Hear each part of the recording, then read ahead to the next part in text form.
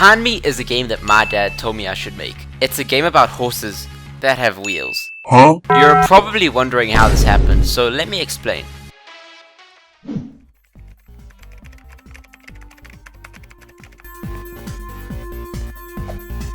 Bro, this game is so difficult, I swear. Yo bro, I just got this crazy idea for a game. Wait, for real? Okay, let's hear it. Okay, so basically everyone has a horse. Alright, yeah, I can do that.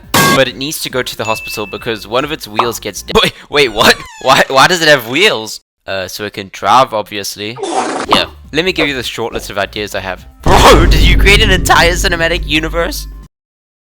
Actually, this seems pretty cool. Maybe I could make some Robux from this. Oh, I almost forgot. I also want 100% of the revenue. Okay, maybe that's not extremely accurate of what happened, but you get the point. So the next day, on day 1, I began by making a base plate, and the first thing that I decided to create was a horse model.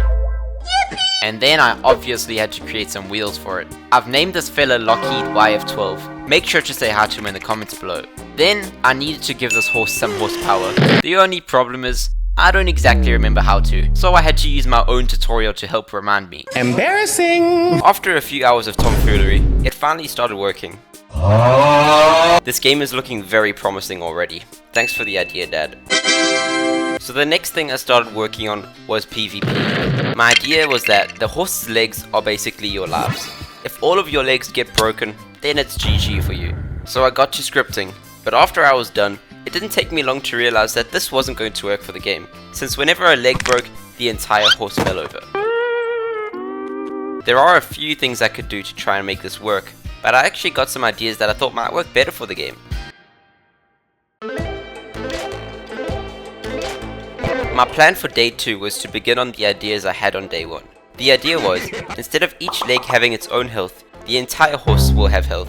You can lose health from ramming into objects at high speeds, bumping into other players, and obstacles. The more health you lose, the more destroyed your legs and wheels will become. I duplicated the horse, and then I tried out different effects that the horse would get from being damaged. I tried giving the horse a square wheel, a floppy leg, and even straight up removing a leg. But I scrapped all these ideas because they made the horse feel extremely frustrating to control. I ended up giving the horse one leg with a spring, a bumpy wheel, and also a pop tire.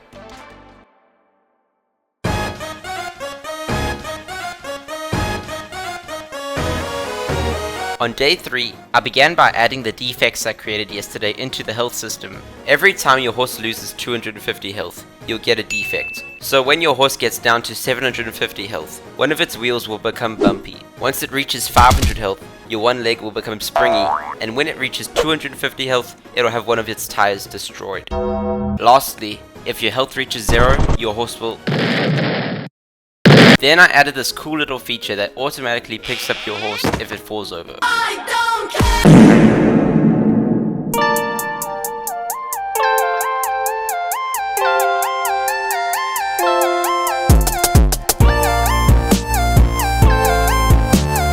Today, I made a knockback system so that when the player hits a wall too hard, it'll push them back. But I didn't really get anywhere because I'm dumb. I then finally decided to bless my boy Lockheed YF12 with a pair of ears. Ever since I created him, I knew that he didn't have any ears, but I was kinda just rolling with it. So, you're welcome Lockheed YF12.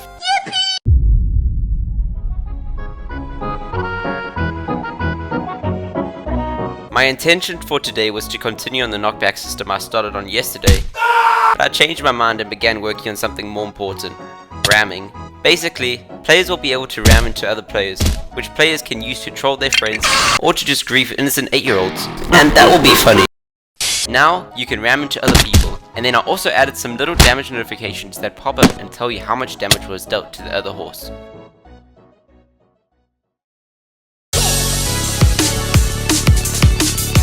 On day 6, I did nothing.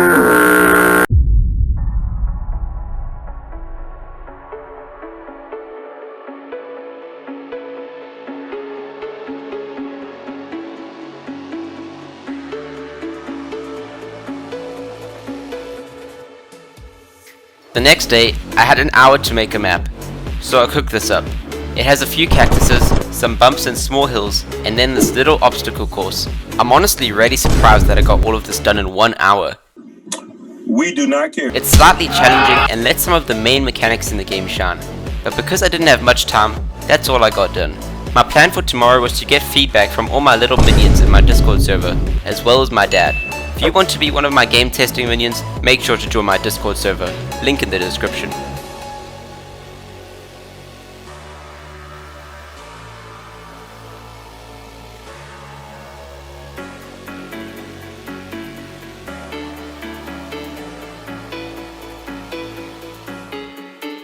Today was the big day. I sent out a small announcement in my Discord about the playtest that will be happening later. I made a few minuscule changes to the prototype map and then waited for the playtest to begin. Two of my epic friends, David and Danny, hopped on and we played the game. This is what went down.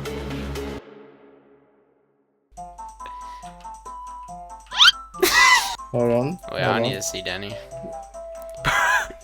How are you stuck in the first part? Guys, new level update. If you beat this level, you get 0 Robux. No! Bro, I'm stuck underneath this chair. That's the album cover. And what about the horse? I'll make it disappear. Why am I not getting up? Move! Go, go, go, go, go, go, go, go, go, go, go, go. Legalize nuclear bombs. No. The crazy password just tricks. la la la la. Password trick. It goes around the world just la la la. Okay, I deleted all the horses. Yeah, there you go. Oh my gosh! Oh my gosh! No. What is that? Nerf, please nerf.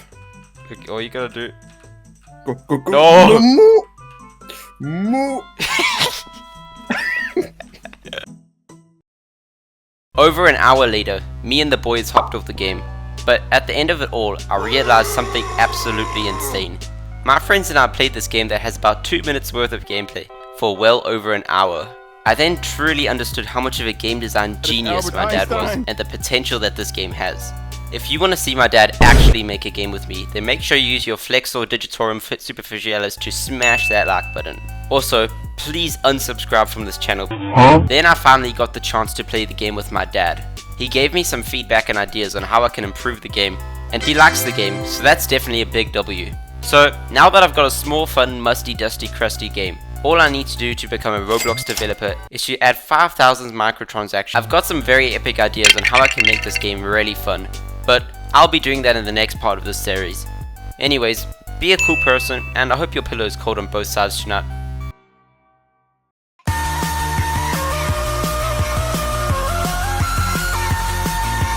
On day 1, I began by making a base plate, and the first thing that I decided to create was a base plate. Nope.